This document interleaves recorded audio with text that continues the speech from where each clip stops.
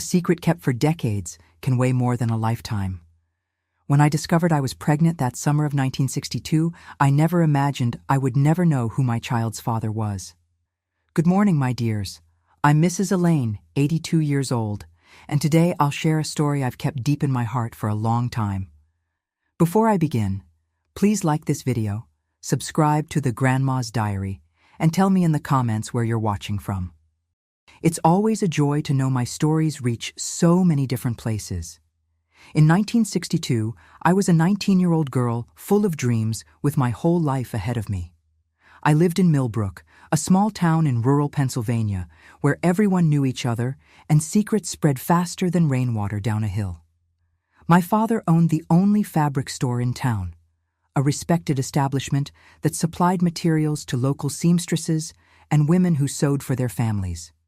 Our house was behind the store, a simple but comfortable building with a backyard full of fruit trees that my mother tended with such care. My bedroom windows overlooked this yard, and it was through them that I often escaped on nights when the moon called me to an adventure that would change my life forever. Back then, being a good girl meant following very strict rules. We woke up early, helped with household chores, went to church every Sunday, and in my case, I also worked in my father's store, serving customers and organizing the colorful fabrics that arrived from the city. My hands still remember the feel of each texture, the softness of cotton, the delicacy of silk, the shine of satin we used for party dresses. It was in the store that I met Gregory. He was the son of Mr. Joseph, owner of the town's most traditional bakery. He always came to buy fabrics for his father's employees' uniforms, and over time, these visits became more frequent and less related to business. Gregory was a handsome young man from a good family, hard-working, exactly the type of boy every mother dreamed of for her daughter. "Elaine, that son of Mr. Joseph can't take his eyes off you," my mother would say with a knowing smile. "He's a good catch, comes from a decent family." And so, with my parents' blessing, we began a traditional courtship, as was proper in those days. He visited me on Sunday afternoons. We sat in the living room under my mother's watchful eye, who pretended to sew while monitoring us. We walked in the town square after church, always holding hands, greeting acquaintances. Gregory brought me flowers and sometimes chocolates that he made himself at the bakery. It was a sweet, peaceful romance, approved by everyone, but my restless heart wanted more than that tranquility. It was in June 1962, during the summer festivals, that my life changed forever. The town received a group of traveling musicians who performed at the fairs. Among them was Isaac, a long-haired guitarist with an easy smile, who sang songs about distant places, forbidden loves, and freedom. Just one look during his performance was enough to light something inside me. "Do you always come to watch shows alone like this?" he asked when he saw me observing the band's rehearsal the next day behind the church. "I shouldn't be here," I replied, feeling my face burn, "but your music brought me." Isaac smiled in that way that made my heart race. Music has that power, makes us go where we shouldn't, feel what we shouldn't feel. We began meeting secretly in the old abandoned warehouse behind the movie theater. Isaac came to town every 2 weeks with his band. On those nights, I escaped through my bedroom window, tiptoed across the yard, and ran through the dark streets to our secret meeting place. With Gregory, I was the Elaine everyone knew, modest, obedient, the fabric store owner's daughter. With Isaac, I was someone else, free, passionate, able to dream of horizons beyond that small town. He told me about the big cities he visited, taught me songs, spoke of a world where women could choose their own paths. "Come with me next time I leave," he would say. "We can see the whole country together." I knew it was crazy, but at that age, at 19, you believe love is stronger than everything. And so I lived that double life. By day, Gregory's perfect girlfriend. By night, during the weeks Isaac was in town, the passionate lover of a wandering musician. Of course, it couldn't work out. Life has a strange way of making us pay for our choices. In August of that year, I started feeling morning sickness. My dresses became tighter at the waist, and my period, always so regular, didn't come for 2 consecutive months. At first, I tried to deny the obvious. I prayed every night, asking for it to be just a delay, a reaction of my body to stress, anything but what I feared.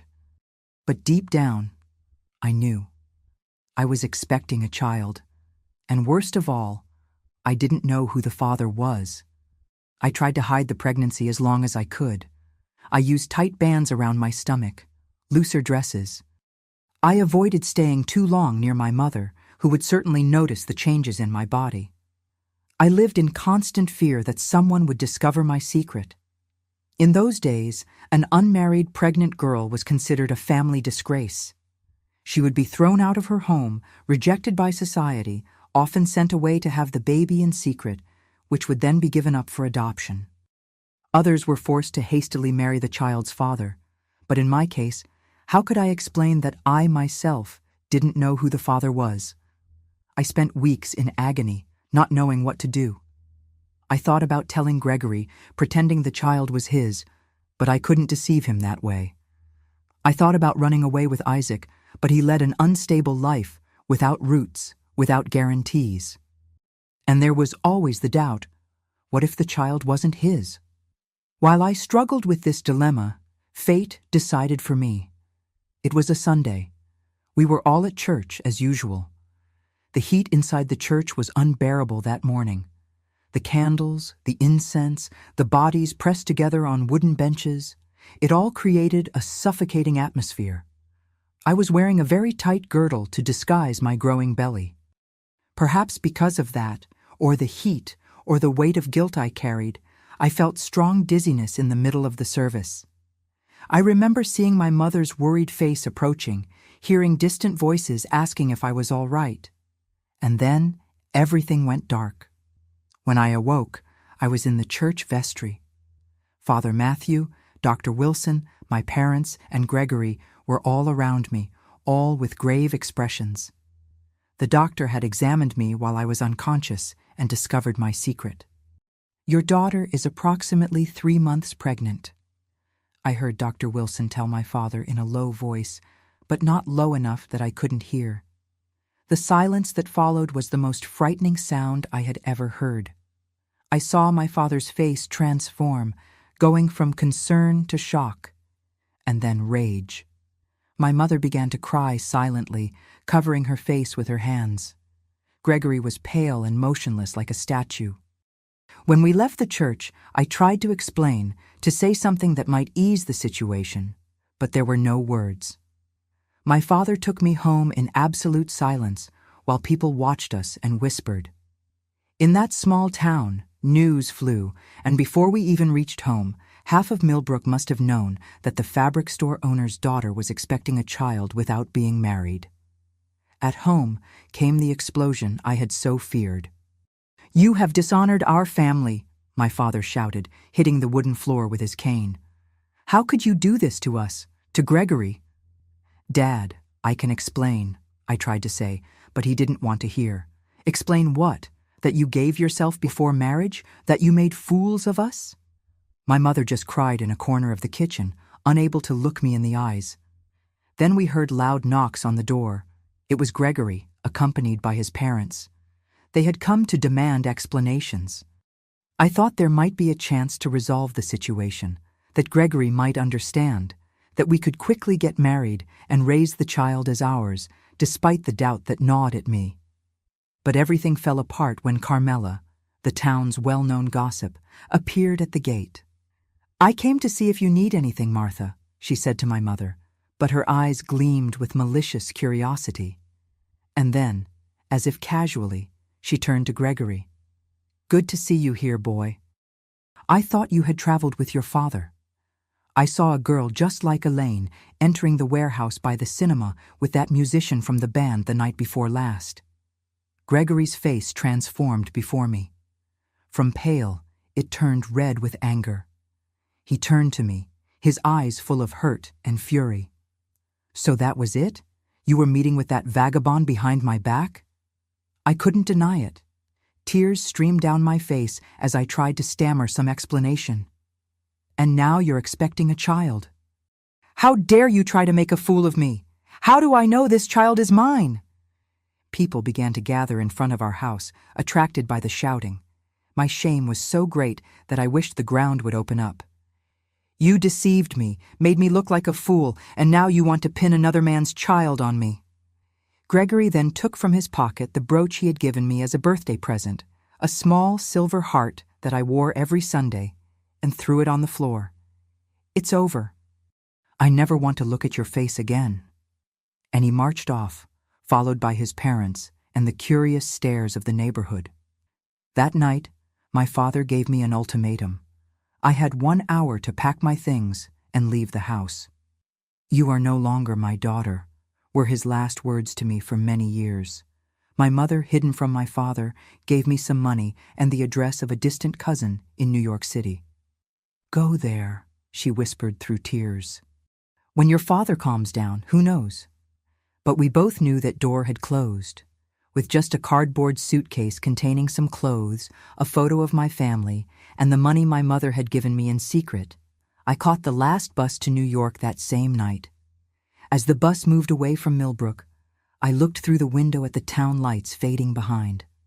I placed my hand on my belly, still almost flat, and whispered, "It's just the two of us now, my child. But I'll do everything so you never know what it's like to be in need or feel shame." And so began my journey as a single mother, not knowing who my child's father was, in an era when that was one of the worst stigmas a woman could bear. Can you imagine the fear I felt? A 19-year-old girl alone in a big city, expecting a child without family, without a husband, without a profession. But you know, my dears, sometimes in the most difficult moments, we discover a strength we didn't know we had. I arrived in New York on a cold August morning in 1962. The bus left me at the old bus station, a noisy and intimidating place for a small-town girl. I clutched my cardboard suitcase tightly against my chest, as if those few belongings were my only connection to the world I had left behind. My mother's cousin, Mrs. Cecilia, lived in a neighborhood far from downtown. I took a taxi, spending part of the little money I had, because I knew nothing about that immense and frightening city. When I finally arrived at the address, dawn was breaking. I remember the gray sky, so different from the clear blue of my town, as if even the colors conspired to make me feel more alone. Mrs. Cecilia was a widowed lady who rented rooms in her large old house. She had no children and lived off these rentals and a small pension left by her husband. When I knocked on her door and introduced myself as the second cousin of Helen, my mother, she looked me up and down. Her eyes lingered for a moment on my belly, still barely visible. "Your mother sent me a telegram yesterday," she said without much emotion. "I already know about your situation. You can stay, but only until the baby is born. Then you'll have to find another place." It was hard to hear those words, but in those days, a girl in my situation couldn't expect much more. I accepted the conditions, grateful to at least have a roof over my head for the next few months. The room was small, at the back of the house, with a window that looked out onto a narrow yard. There was a single bed, an old wardrobe, and a dresser with a cracked mirror. It would be there that I would spend the most transformative months of my life. The next morning, after a nearly sleepless night, I began my search for work. I needed to gather money quickly, not only to pay for the room rent, but also to prepare for the baby's arrival. The problem was that nobody wanted to employ an unmarried pregnant girl. I knocked on many doors, heard many no's. I endured judgmental looks and even cruel words. Finally, a bakery in the neighborhood agreed to hire me to work at the counter during the mornings. The owner, Mr. Arnold, was a man of few words but a generous heart. I think he took pity on my situation, or perhaps he desperately needed help. I never knew for sure. The salary was minimal, but it included a bread roll and a glass of milk every day, which was already a blessing for someone who needed to feed not only herself, but also the life growing inside her. The mornings at the bakery were busy, with hurried customers wanting to be served quickly. Despite the fatigue and morning sickness, I strived to smile and be efficient. In the afternoon, I found another job as a housekeeper for a family in the neighboring district. Mrs. Margaret was the wife of a doctor and had 3 small children. She hired me knowing my condition, something rare in those times. "I've been a mother 3 times. I know how difficult it is," she said with a kindness that made me cry. "You can work here as long as you can, and if you need to miss work when the baby is born, I understand." The afternoons at the Avery family's house were exhausting. I cleaned, ironed, helped take care of the children. I returned to Mrs. Cecilia's room at dusk with swollen feet and an aching back, but it still wasn't enough. I needed more money if I wanted to give my child a decent future. That's when my sewing skills, learned from an early age from my mother, became my salvation. I bought threads and needles with the little money I had left and began doing small repairs for the other tenants in Mrs. Cecilia's house. Soon, word spread that there was a good seamstress at the widow's house, and I began receiving orders to hem pants, adjust dresses, mend tiers. I worked late into the night by the light of a weak lamp, my eyes burning, but my hands never stopping. I sewed while dreaming of a better future, where my child would be proud of me, where we wouldn't need to hide or be ashamed. My belly grew, and with it, the difficulties. In the 6th month, the bakery owner gently told me he could no longer keep me at the counter as my condition bothered some customers. He offered me work in the back, preparing dough with reduced pay. I accepted, swallowing my pride and sadness, because I couldn't afford to lose that income. It was during this period that I met Mrs. Zoe, one of the bakery's customers. She had a small beauty salon in the neighborhood and, upon learning of my sewing skills, invited me to help in making caps and aprons for her employees. I accepted immediately, grateful for another source of income. Mrs. Zoe's salon became a safe haven for me. The women who worked and frequented the place were affectionate, without judgments. There, for the first time since I left my town, I felt I could breathe without the weight of stigma on my shoulders. On Saturday afternoons, when I finished early at the Avery's house, I would stop by the salon to deliver the pieces I had sewn and stay a while listening to the lively conversations, the laughter, the harmless gossip. "Girl, you have a gift with the needle," Mrs. Zoe always told me. "When this baby is born and you get settled, you should think about opening your own atelier." Those words planted a seed in me, a dream for the future that helped me keep going on the most difficult days. Time passed, and my belly got so big that even working as a housekeeper became almost impossible. Mrs. Avery, compassionate as always, offered me lighter work, just taking care of the family's clothes, which I could take to wash and iron in my room. March 1963 arrived with suffocating heat. My son was expected to be born in the middle of the month, and I was still struggling to gather enough money for the delivery expenses and the first few months.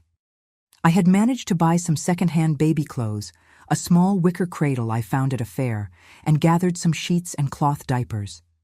In the early hours of March 17th, I felt the first contractions. I was alone in my room with no one to help me. I endured the growing pains for hours until at dawn I desperately knocked on Mrs. Cecilia's door. "The baby is coming," I said between groans of pain. She called a taxi and took me to the nearest public hospital. The journey was torture. Each jolt of the car seemed to split my body in half. At the hospital, I was left on a gurney in the hallway, as all the delivery rooms were occupied. The nurses passed by hurriedly, casting only quick glances in my direction. One of them, younger, stopped for a moment. "Is it your first child?" she asked in a voice that tried to be gentle. "Yes," I replied through tears of pain and fear. "And the father isn't coming?" I couldn't answer. How could I explain to that stranger that I didn't even know who my child's father was? I just looked away, swallowing my tears. Finally, when I thought I couldn't take it anymore, I was taken to a collective delivery room. There was no anesthesia available for simple cases like mine. I remember the white ceiling, the bright lights, the impersonal voices of doctors giving orders, and the pain. A pain that seemed to tear my body and soul. And then, after what seemed like an eternity, I heard the cry, A strong cry, determined, as if announcing to the world, "I'm here, and I'm here to stay." "It's a boy," said the doctor without much emotion, handing the small bloody bundle to a nurse. When they finally placed my son in my arms, hours later, something indescribable happened inside me. I looked at that little red face, the half-closed eyes, the small mouth instinctively seeking food, and knew with a certainty I had never felt before that every sacrifice would be worth it for him. "John," I whispered, touching his tiny hand. "Your name will be John, like my grandfather, the most honorable man I ever knew." I spent only 2 days in the hospital. It was the standard time given to mothers without complications in childbirth, especially those who, like me, had no health insurance or money for a private room. I returned to Mrs. Cecilia's room with my little John in my arms, my body still in pain, my heart divided between the immense love for that creature and the fear of the uncertain future that awaited us. The first weeks were a blur of sleepless nights, painful breastfeeding, diapers to wash, and a fatigue that penetrated to the bones. John was a healthy baby but fussy, especially at night. Mrs. Cecilia would knock on the wall when the crying went on too long, complaining about the noise. The other tenants looked at me with deep circles under their eyes, resentful of having their sleep disturbed. Gradually, I created a routine. During the day, while John slept, I sewed nonstop, accepting any work that came my way. At night, when he woke up hungry or uncomfortable, I sang softly the lullabies my mother sang to me, rocking him in my arms until he fell back asleep. Mrs. Avery, my employer at the house where I worked as a housekeeper, was a blessing during this period. She allowed me to bring John with me when I went to pick up the clothes to wash, and often gave me clothes and toys her children no longer used. Her 3 boys adored Miss Elaine's baby and would gather around the basket where I put him, making faces to get smiles from him. One afternoon, when John was about 2 months old, Mrs. Avery made me an unexpected proposal. "Elaine, we're renovating the back of the house to make a guest room, but I thought perhaps you and the little one could occupy it. It would be good to have someone trustworthy living here, especially when we travel to visit my parents in the country. In exchange, you could take care of the house and the children occasionally." The offer fell like a blessing from heaven. The deadline Mrs. Cecilia had given me to find another place was almost up, and the idea of looking for a room with a small baby terrified me. Besides, the room at the back of the Avery's house would be much better than the cramped cubicle where we were living.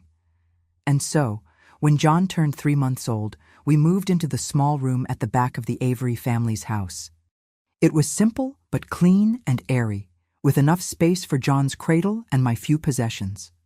Most importantly, it was a place where we could stay without the constant weight of disapproval, a place we could call home. It was there, in that simple room, that I began to rebuild my life.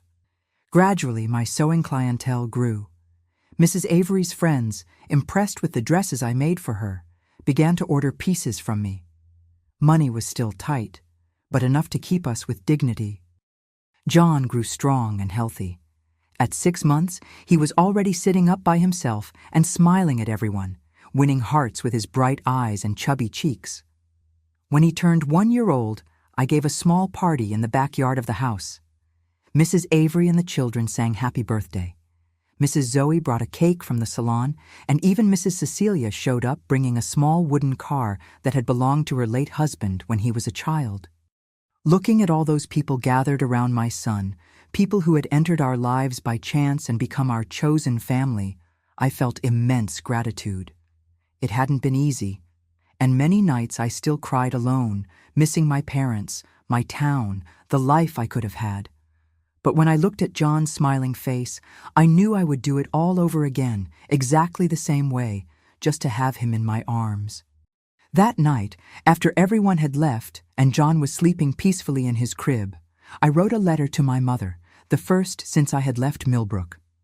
I told her about the birth of her grandson, about how we were getting by, and included a small photo of John that Mrs. Avery had taken with her camera. I didn't know if my mother would receive the letter, if my father would allow it, or even if they still lived at the same address. But I had to try. I needed to leave a door open to the past, even as I built our future. Let's resume our story from where we left off. Did my mother respond to the letter I sent when John turned 1 year old? Yes, she did. 3 weeks after sending it, I received a thin envelope with my mother's trembling handwriting on the address. Inside was just a small note and some money. "My daughter, your father doesn't know about this letter. Your son is beautiful. I keep you both in my prayers. Use this money for whatever you need. With love, your mother." It was like a ray of sunshine after a long storm. Knowing that my mother still thought of me, that she hadn't completely disowned me, brought a hope I hadn't felt in a long time. That money, which wasn't much but represented her sacrifice to get it hidden from my father, I saved for John's education. It was the beginning of a savings account that I maintained religiously, even in the most difficult months. The years passed, and John grew strong, intelligent, and curious. At 2, he was already speaking clearly, asking questions about everything around him.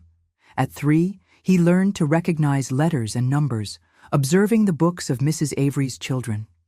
He was a happy child, despite all the difficulties, as if he had inherited an inner strength that I didn't even know I possessed. In 1967, when John turned 4, our lives took a new direction. Mrs. Avery, who had become not just my employer but a true friend, called me for a conversation. "Elaine, you know we greatly admire your work with sewing. My husband has an aunt who is opening a small children's clothing factory and needs someone with your talent. It would be a steady job with all the benefits. What do you think?" The opportunity seemed heaven-sent. A stable job with benefits was more than I dared to dream. I accepted immediately, despite the fear of changing again, of leaving the safe little world I had built at the back of the Avery's house. Mrs. Grace's factory, Dr. Avery's aunt, was in the garment district, known for its clothing trade. It was a not very large warehouse, with several sewing machines lined up, cutting tables, and mountains of colorful fabrics. When I entered that space for the first time, feeling the smell of new fabric and hearing the rhythmic sound of the machines, I knew I was in the right place. I was hired as the main seamstress, responsible for the most delicate pieces and the final touches. The salary was better than anything I had earned until then, and the hours allowed me to leave John at the newly opened public school in the morning and pick him up in the afternoon. In the first months, we continued living at the back of the Avery's house, but with the stability of the new job, I began looking for a place of our own. It was difficult to find someone who would rent to a single woman with a child, but I finally managed to get a small apartment on the 3rd floor of an old building not far from the factory. It was tiny, just 1 bedroom, a living room that also served as a kitchen and a bathroom, but it was ours. I painted the walls light yellow, made flowery curtains for the windows, bought a new bed for me and another for John on installments. When we moved in January 1968, John ran from one side of the apartment to the other, amazed. "Mom, is it all ours? Just ours?" "Yes, my love, it's our little home." He opened such a radiant smile that I felt my heart expand. At that moment, all the tears shed, all the hard work, all the loneliness were worth it. Life gained a pleasant routine. In the morning, I took John to school before going to work. In the afternoon, he waited for me at the house of an elderly neighbor, Mrs. Isabel, who cared for some children from the building in exchange for a small amount. At night, we had dinner together, and then I helped him with his lessons, or we read stories, or simply talked about our day. John was an observant and sensitive child. From early on, he noticed that our family was different from others. When he was 5, he came home from school one day with a furrowed brow. "Mom, why don't I have a dad like the other boys?" The question I had so feared had finally arrived. I sat with him on our small sofa, thinking carefully about how to answer. "You have a father, my love. We all do. But some families are different. In some, the father and mother live together. In others, like ours, it's just the mother and child. But where is my father? Why doesn't he live with us? How do you explain to a child something that even I didn't fully understand? I opted for a simplified version of the truth. Your father lived in another town, and we separated before you were born. He doesn't know about you. Can we find him? Tell him about me? John's hopeful look broke my heart. How could I tell him that I didn't know who his father was? That it could be one of two men, neither of whom would probably accept him? I don't know where he is now, dear, but one day when you're older, we'll talk more about this. The important thing is that we have each other, right? He nodded, seeming satisfied with the answer for the time being. And the subject was temporarily forgotten, but I knew it would return, that the questions would become more complex as he grew. At the factory, my work was increasingly recognized. Mrs. Grace, an energetic lady in her 60s, had noticed my talent for creating new models, not just copying existing ones. In 1970, she promoted me to head of the creative department with a significant salary increase. "You have good eyes for fashion, girl," she would say with her heavy Boston accent. "You know what mothers will want to dress their children in before they even know it themselves." With a new position came new responsibilities, but also more creative freedom. I began designing entire collections, inspired by the clothes I saw in magazines and in expensive store windows, but adapted to the budget of ordinary families. My ideas were fresh, different, and sales grew rapidly. John, then 7 years old, often accompanied me to the factory on Saturdays.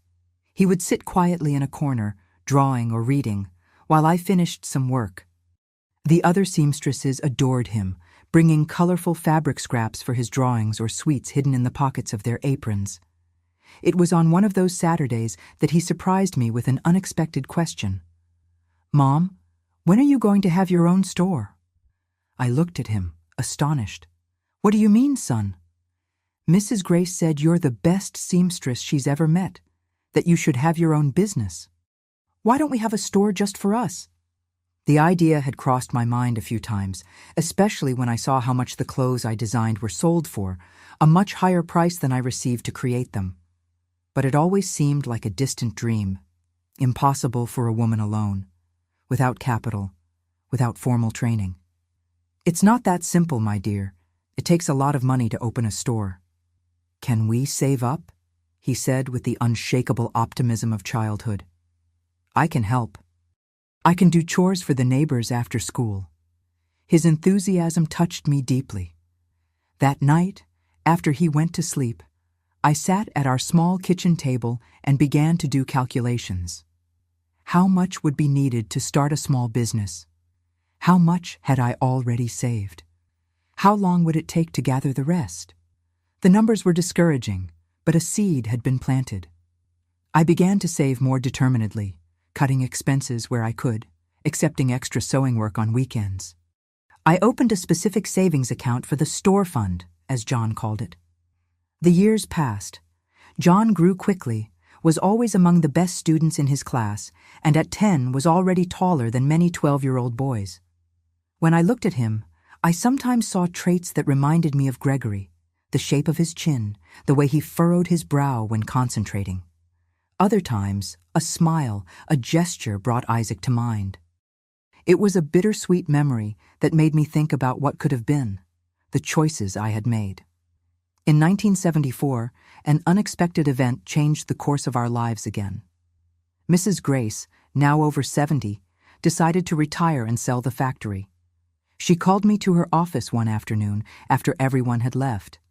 "Elaine, you know I have no children. This factory is like a daughter to me, and you, in recent years, have been its soul." She paused, adjusting her glasses on her thin nose. "I have a proposal for you. I can't give you the factory. I need the money from the sale for my old age, but I can sell it to you at a fair price, with payment terms you can afford." I was speechless, my heart beating rapidly. It was an opportunity I had never imagined, much bigger than the small atelier I dreamed of opening one day. "You don't need to answer now," she continued. "Talk to your son. Think carefully. But know that I prefer to sell to you, who loves this place as I do, than to a stranger who might destroy everything we've built." That night, I could barely sleep. The proposal was tempting but frightening. Taking over an entire factory with employees, suppliers, customers was a huge risk. What if I failed? What if I lost not only the money invested, but also the security I had built for John? When I told him, however, his eyes shone with excitement. "Mom, it's our dream. It's much better than a small shop. You'll be the owner of an entire factory." His enthusiasm was contagious, but there was still the matter of money. The savings I had been making for the store fund weren't enough for the initial payment Mrs. Grace was asking for. I would need a bank loan, something that seemed almost impossible for a single woman in those days. It was Mrs. Avery, my former employer and constant friend, who showed me a way. Her husband, Dr. Avery, had connections at the bank and offered to be my guarantor. With his help, I got the loan needed for the initial payment. In January 1975, I signed the papers that made me the owner of the factory. I changed the name to Elaine Creations, investing in a new illuminated sign on the facade. The responsibility was immense, the sleepless nights frequent, but there was also a sense of accomplishment that I had never experienced before. The first months were turbulent. I had to quickly learn about aspects of the business I was unfamiliar with: accounting, inventory, negotiating with suppliers, marketing. I made mistakes, of course, some costly, but I also had important successes. I expanded the product line to include baby clothes that had a higher profit margin. I hired a young, newly graduated designer to bring fresh ideas. I invested in advertisements in the most popular women's magazines. John, now 12 years old, spent more and more time at the factory after school. He had a natural talent for numbers and soon became my unofficial assistant, helping with accounting books and inventory control. His constant presence at the factory raised eyebrows, a boy in a predominantly female environment, but he didn't seem to mind. "I like to be where you are, Mom," he would tell me when I asked if he wouldn't prefer to be playing ball with friends.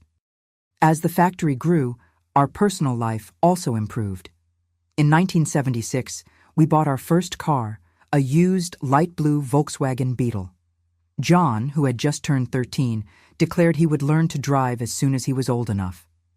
At the end of that same year, we managed to fulfill another dream, moving to a larger apartment with 2 bedrooms, a spacious living room, and a kitchen where we could finally have a decent table for meals. It was on the 5th floor of a building with an elevator, a luxury that delighted us. From the living room window, we could see a piece of Central Park, a view that never ceased to amaze me, even after years living there. John's adolescence brought new challenges. He was an introspective young man, more interested in books and numbers than in sports or parties. At school, he excelled in math and science, but had few close friends. Sometimes I worried if the absence of a father figure had affected his development, if my efforts to be both mother and father had been enough. But he seemed happy, in his quiet and reflective way. His teachers praised him, saying he had potential for a brilliant career. When he turned 15 in 1978, he already knew he wanted to study accounting at university. "I'll take care of the factory's finances," he would say, with a determination that reminded me of myself when young. "We'll expand, open stores in other neighborhoods, maybe even in other cities." His enthusiasm for the business I had built filled me with pride. It wasn't the path I had imagined for him. Secretly, I dreamed of seeing him become a doctor or lawyer, but it was a choice I respected, and that made sense for our small world. As John approached adulthood, the questions about his father, temporarily forgotten during childhood, began to resurface with more force. At 16, during an ordinary dinner in our apartment, he approached the subject directly. "Mom, I think I'm old enough now to know more about my father. Who was he? Why did he never try to find us?" The question, though expected, still caught me off guard. I looked at the young man before me, for that's what he was becoming, a man. and I knew he deserved more than the half-truths I had offered over the years. "It's a complicated story, son," I began, feeling my heart race. "And it's not something I'm proud to tell, but you're right. You're old enough to know. Should I tell him the whole truth about the two men, about my indecision, about the fact that I really didn't know who his biological father was? How would he react to that? Would it be too heavy a burden to place on his young shoulders?" As I struggled with these questions, looking at my son's expectant face, the phone rang, interrupting our moment. It was from the factory, an emergency with a large order that needed to be delivered the next day. The conversation would have to wait. And it did. For another year, I found excuses to postpone that difficult conversation. There was always something more urgent, more immediate. A problem at the factory, John's school exams, the sudden illness of Mrs. Isabel, our former neighbor. But fate, as always, had its own plans.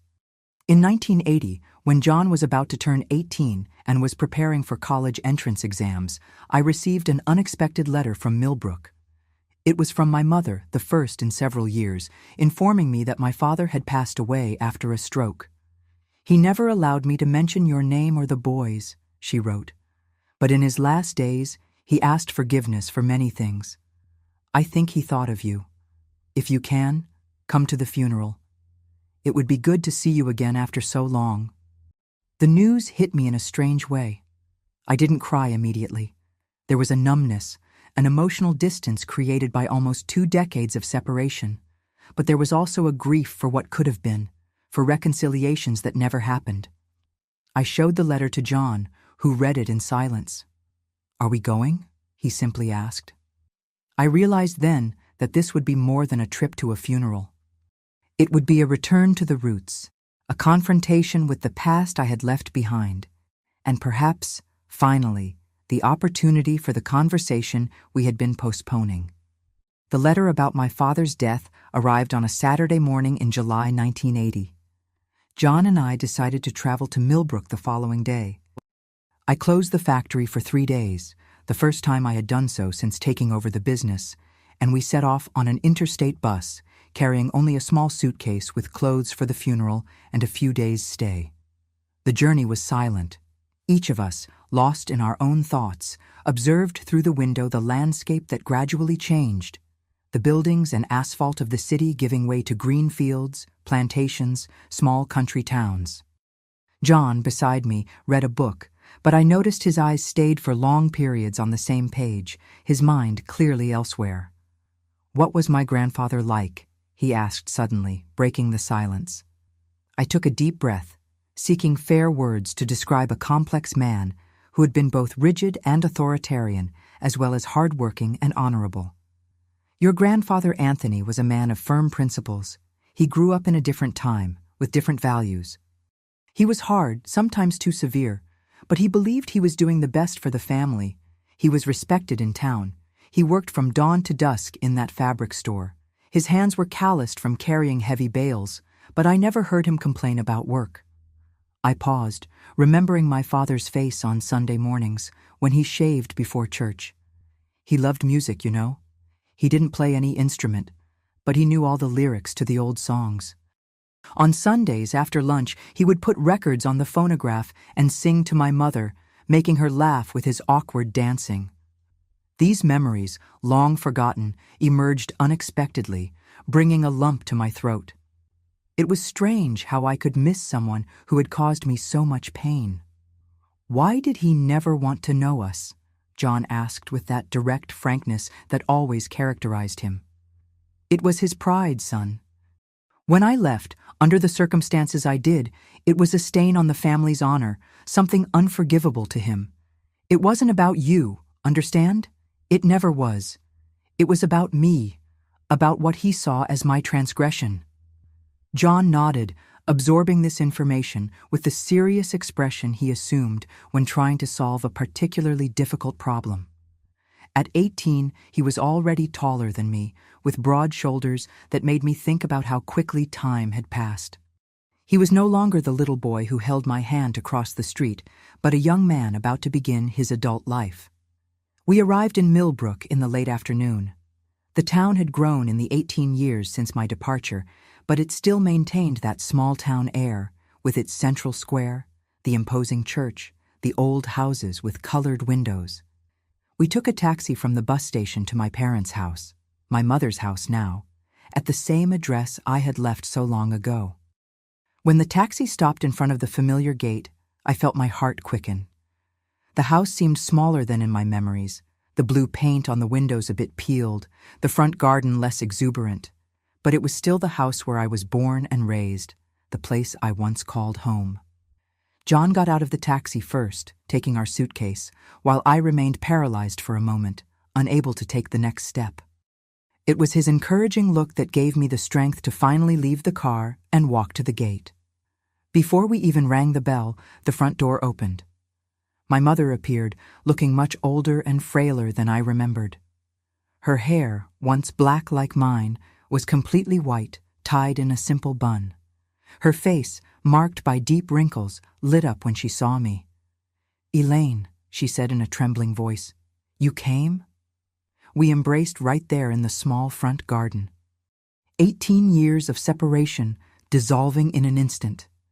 She cried silently, and I realized there were also tears streaming down my face. When we finally separated, her gaze turned to John, who remained a few steps behind, respecting our moment. She stared at him for a long time, her eyes scanning every detail of the grandson she had never met in person.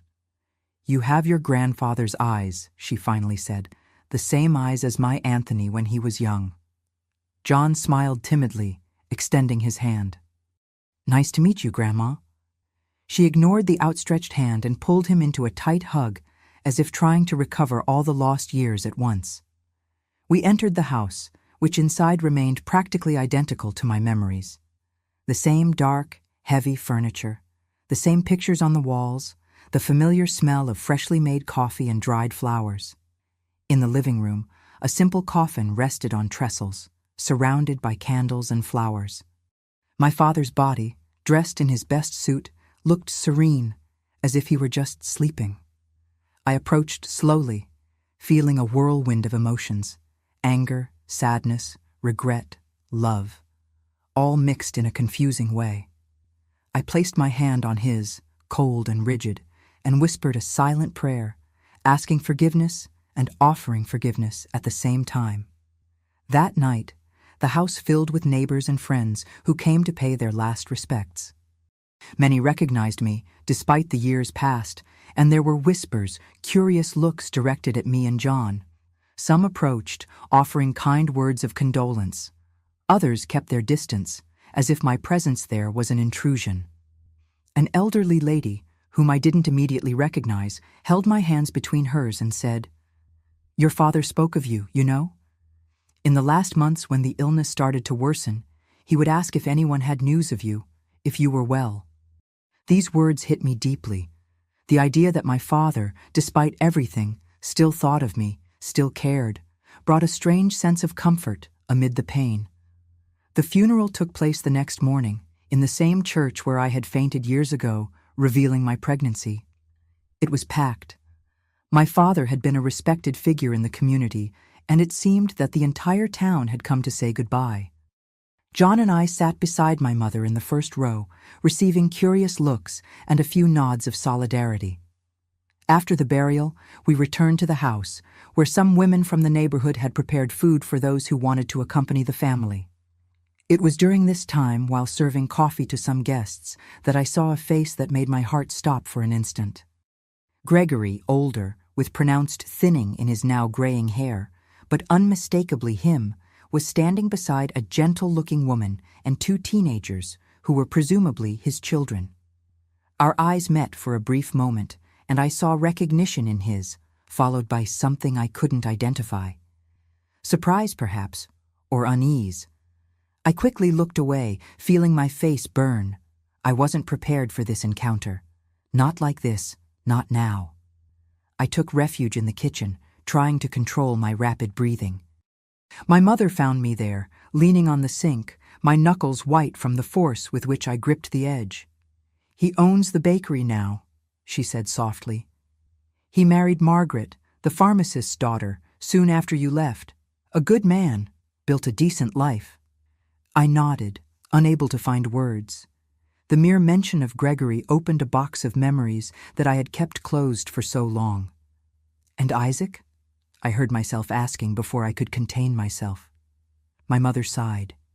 "That musician continued on the road for a few years. Then I heard he settled in Harrisburg with a fixed band at a restaurant. I don't know anything beyond that. Two lives that had followed their course, just like mine. Two men who could be my son's father, both building their own stories, perhaps never thinking about what they had left behind." That night, when the house finally emptied and John had already retired to the room that had belonged to my older brother, now living in California, he couldn't return for the funeral, I sat with my mother on the back porch. The same wooden swing was still there, creaking softly as we swung in the darkness, perfumed by jasmine. "Your son is an admirable young man," she said, breaking the silence. "Educated, intelligent. You did a good job, Elaine." "It wasn't easy," I replied, feeling tears forming. "There were days when I thought I couldn't make it, that it was too much weight to carry alone. But you did it. You've always been strong, stronger than me, who never had the courage to defy your father, even when I disagreed with him." She paused, looking at the stars that dotted the dark sky. "He asked me about you, John, this afternoon, while you were talking to the pastor. He wanted to know what you were like when you were young, if you always wanted to be a seamstress, if—" She hesitated. "If what, Mom?" "If you had loved his father." The question hung between us like something alive, pulsating. I felt a tightness in my chest, thinking about what John might be feeling, the questions that certainly tormented him. "What did you tell him?" "The truth, that you were a dreamy girl, talented with needle and thread since you were little. And that, regarding his father, well, I said it was a story that only you could tell." That night, lying in my old bed, in the room that remained practically untouched since my departure, I made a decision. It was time for John to know the whole truth, however difficult it might be. He deserved that, and I needed to free myself from this secret I had carried for so long. The next morning, after breakfast, I invited him for a walk. I took him to the central square where I used to stroll with Gregory on Sundays after church. We sat on a bench under a leafy tree, observing the fountain that sprayed crystal-clear water under the morning sun. "You've asked me about your father many times over the years," I began, feeling the words stuck in my throat. "And I've never been completely honest with you." He looked at me with those serious and patient eyes, waiting for me to continue. "The truth is that I don't know who your biological father is. It could be one of two men." And then I told him everything about Gregory, the baker's son, the boyfriend approved by the family, whom I planned to marry one day. About Isaac, the itinerant musician who made me dream of a different, free, and exciting life. About how I was divided between the two, living a lie that eventually collapsed when I discovered the pregnancy. John listened in silence, his face an impenetrable mask. When I finished, long moments passed without him saying anything. My heart was beating so hard I thought it might burst from my chest. "You saw Gregory yesterday?" he finally said. Not a question, but a statement. I nodded. "Yes, at the wake. He owns the bakery now, has a family. Do you think he could be my father?" "It's possible, just as Isaac is." More silence. John looked at his hands, the long, strong fingers so similar to mine. "Do you want to meet them?" I asked softly. "We could look for Gregory today and maybe find out where Isaac is now." He raised his eyes, meeting mine. There was a determination in them that surprised me.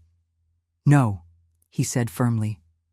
"I don't need to know which of them is my biological father. You've been mother and father to me throughout my life. It's enough." I felt tears streaming down my face, unable to contain them. "Are you sure? I always thought you would like to know, to have that connection. The only connection that matters is the one I have with you, Mom. These men, They weren't there when I was sick with fever at 5 years old, and you spent the whole night by my bedside. They weren't there when I learned to read, when I entered school, when I got my first A in math. They didn't work double to give me a roof, food, education. He held my hands between his, now larger and stronger than mine. You always told me that family isn't just a matter of blood, but of love, of presence, of daily choices. You chose to be my family every day for 18 years. It's all I need to know. At that moment, sitting in a square in the town that had rejected me so many years ago with my son, the same son who had been the cause of shame and scandal, I felt a peace I had never experienced before. The pieces of my life, for so long fragmented, finally seemed to fit into a complete picture. We stayed in Millbrook for 3 more days. I helped my mother organize my father's pending affairs, including the sale of the fabric store, which was already practically closed when he passed away. I walked with John around the town, showing him the places of my childhood and youth, telling stories of a time that seemed to belong to another life. On the morning of our departure, my mother surprised us with an announcement. "I've been thinking," she said, as we had coffee in the sunny kitchen. "There's nothing holding me here anymore. The house will be sold. The store no longer exists. I would like to go with you to New York, if you'll have me." The idea of having my mother back in my life, of John being able to get to know his grandmother better, of building a new chapter together, filled me with joy. We embraced, crying and laughing at the same time, making plans for the future. We returned to New York 3 days later.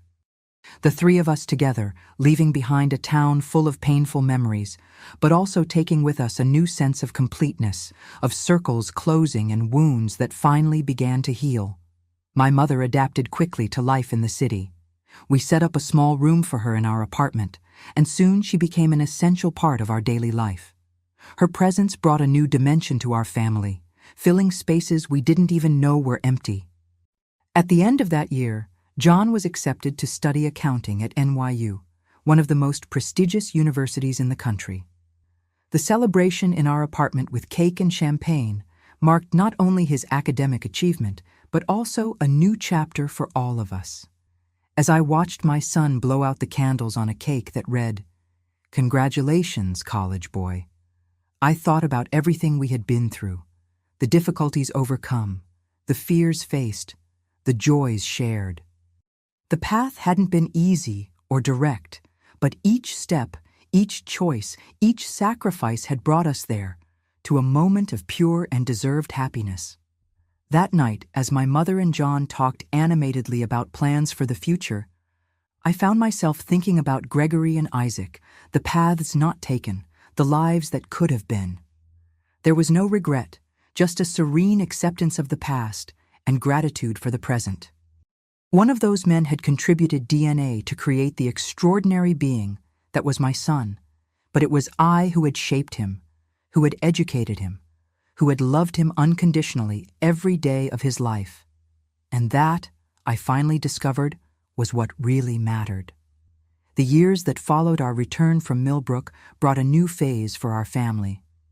John dedicated himself heart and soul to his accounting degree, immersing himself in studies with the same determination that had always characterized him. I remember the nights when I would find him bent over immense accounting books at the kitchen table, his eyes red with fatigue but shining with that insatiable curiosity. My mother's presence transformed our family dynamic. At 67, Helen, whom everyone always called Mrs. Nora, brought to our apartment not only her experience and wisdom, but also a renewed energy. Contrary to the stereotype of the elderly lady who just rests and watches life go by, she insisted on becoming an active part of our daily routine. "I'm old, not dead," she would say when I tried to prevent her from helping with household chores or at the factory. Soon, she found her place at Elaine Creations. With her skillful hands, she taught the younger seamstresses ancient techniques that were being lost. Her attentive eye for details and finishes further elevated the quality of our pieces. Customers loved talking to her, and her suggestions for the children's line, inspired by the clothes she used to make for me and my siblings, became some of our best-selling products. In 1982, when John was in the middle of his university course, we made an important decision: to expand the business. With the country's economy in crisis, many entrepreneurs would hesitate to take this step, but I saw an opportunity where others saw only risks. The large clothing factories were reducing production, leaving a space in the market that we could occupy with our quality pieces and more accessible prices. We rented a larger warehouse in the garment district, invested in more modern machines, and hired more seamstresses. John, even though still a student, took over the financial and administrative part, applying in practice what he learned in classes. His ability with numbers and planning, allied with my experience and creativity, formed a perfect partnership. The expansion brought challenges, of course. There were sleepless nights worried about payrolls, delivery deadlines, negotiations with suppliers, but it also brought enormous satisfaction to see our small family business growing, generating jobs, being recognized for quality and ethics in the treatment of employees and customers. In 1984, John graduated with honors, being the class speaker. Sitting in the audience between my mother and Mrs. Avery, who remained a constant presence in our lives, I felt such great pride that I thought my chest would explode. That elegant young man on the stage, speaking confidently about social responsibility and professional ethics, was the same baby I had cradled alone on nights of fear and uncertainty. Each of us, he said in his speech, carries the legacy of those who came before. But we also have the responsibility to build our own path, to transform what we receive into something even better to pass on. His words seemed especially directed at me, a silent acknowledgement of the journey we had shared. The graduation marked not only the end of an academic stage, but also the beginning of a new phase in the business. With John officially as a partner and financial director, Elaine Creations took its next big step, opening our first retail store. Until then, we had sold wholesale to other stores or directly from the factory to customers who knew our work. Having a retail space was an old dream that we finally realized in March 1985 on a busy street in Midtown. I remember the emotion of seeing the facade with our name, the elegant windows displaying our creations, customers entering curiously to know the pieces they had already heard about. It was in that store, on a rainy afternoon in August, that the past crossed our path again in an unexpected way. I was serving a customer, showing her our new collection of children's dresses, when I heard the doorbell.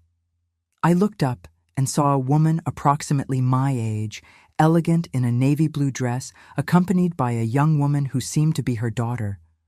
Something about her seemed familiar, but I couldn't immediately identify it. When I finished with my customer, I approached to serve them. The woman looked at me and smiled, a smile that awakened a distant memory. "Elaine? You're Elaine, aren't you?" I nodded, trying to place that face in my memories. "I'm Margaret, Gregory's wife. We saw each other briefly at your father's funeral a few years ago." I felt a chill down my spine. Margaret, Gregory's wife, the woman who had built a life with the man who could be the father of my son. "Of course, Margaret. How are you?" "Well, thank you. This is my daughter, Catherine. We're looking for a dress for her wedding." Catherine smiled timidly, extending her hand. She was a pretty girl, with eyes that reminded me very much of Gregory. "Your store was highly recommended by a friend," Margaret continued. "She said nobody makes dresses as elegant and well-finished as Elaine Creations." What followed was a surreal encounter.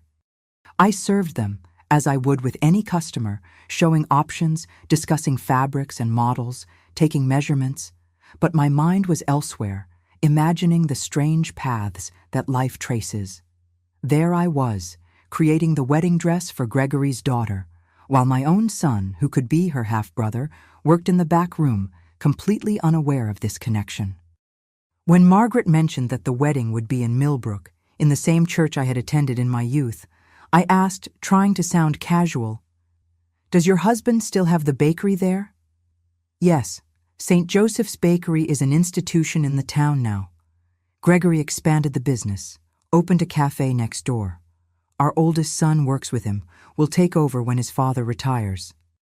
I felt a pang of something, not exactly envy, perhaps melancholy, thinking about the life Gregory had built, the continuity of his legacy through his son. But soon the feeling passed, replaced by the certainty that my own path, however difficult it had been, had brought me exactly where I should be.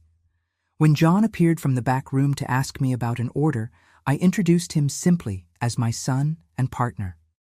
Margaret was politely cordial, without showing any suspicion about the possible connection. I carefully observed John's and Catherine's faces side by side, looking for similarities, but I couldn't discern anything conclusive. Perhaps it was better that way. In the following weeks, as I worked on Catherine's wedding dress, I reflected a lot on the quirks of fate. How two lives that had been so intertwined, mine and Gregory's, followed such different paths, only to cross again so many years later in such an unexpected way. When the dress was ready, Margaret came to pick it up alone. As we carefully wrapped the piece, she looked at me with an expression I couldn't decipher. "Gregory knows the dress was made here," she said suddenly. "When I mentioned your name, he was quiet for a long time. Then he told me about you two, about what happened." I felt my heart quicken, not knowing what to say. "He wonders sometimes," she continued in a soft voice, "about you, about how it might have been. Not out of regret, we're happy together, but out of curiosity about the paths not taken." Her words echoed my own thoughts, and for a moment we shared a silent understanding, woman to woman. "Tell him I'm well," I finally replied, "that I've built a good life, that I'm happy." She nodded, taking the package with the dress. Before leaving, she turned one last time. "Your son, he looks a lot like you." I never knew if there was something more in that observation, some insinuation or unformulated question. I preferred to believe it was just a kind comment, a way to end our brief reunion with courtesy. The dress I created for Catherine became an important milestone for Elaine Creations. Photos of the wedding were published in a local newspaper, and soon we began receiving orders for wedding dresses from all over the state. Almost without realizing it, we transitioned from children's and casual fashion to a line of party and wedding dresses that quickly became our specialty. In 1987, the year John turned 24, two events transformed our lives again. The first was the arrival of Mary, a newly graduated young designer whom we hired to help with the growing demand for wedding dresses. Intelligent, creative, and determined, she brought a new energy to the atelier and, without anyone planning it, captured my son's heart. I observed the romance develop first with concern. Mary was an employee, after all. Then with joy, seeing the happiness she brought to John. They shared not only love, but also compatible values, dreams, and ambitions. She understood him in a way few could, respecting his more serious and methodical nature, while encouraging him to explore his more creative and spontaneous side. The second event was less happy. My mother was diagnosed with a heart condition that, although not immediately fatal, would significantly reduce her life expectancy. The news hit us like a blow, especially because we had had so little time together after so many years of separation. "I don't want sadness," she said, with that quiet determination that always characterized her. "I've had a long life, met my grandson, reconciled with my daughter. What more could I ask for?" Her attitude toward the disease was a lesson in dignity and acceptance. She continued working at the factory as long as her strength allowed, insisting that the activity kept her alive. On afternoons when she felt more tired, she would sit by the apartment window, observing the movement of the city while doing small embroidery work, creating delicate details that became a special signature of our dresses. At the end of that year, John surprised me with the announcement that he had proposed to Mary. "The ceremony will be simple," he said, "just for family and close friends." What he didn't know was that Mary and I were already secretly working on her dress. a special creation that combined traditional elements with modern touches, reflecting her unique personality. The preparation for the wedding brought renewed excitement to our house, especially for my mother, who insisted on participating in all the details, from choosing the flowers to the menu for the small reception we would have in our apartment. "I'm going to live to see my great-grandchild," she declared, with a conviction that admitted no contradiction. "So, don't take too long after the wedding." John and Mary married on a sunny afternoon in May 1988 in a small chapel in the Upper East Side. As I watched my son receiving his bride at the altar, dressed in the creation we had made together, I thought about how life comes full circle. The single girl, who had been thrown out of her house for being pregnant, was now a respected businesswoman, seeing her son, the very same one she had carried amid so much prejudice and difficulty, build his own family. The reception in our apartment was lively and welcoming. Mrs. Avery and Dr. Avery were there, of course, having become practically part of the family over the years.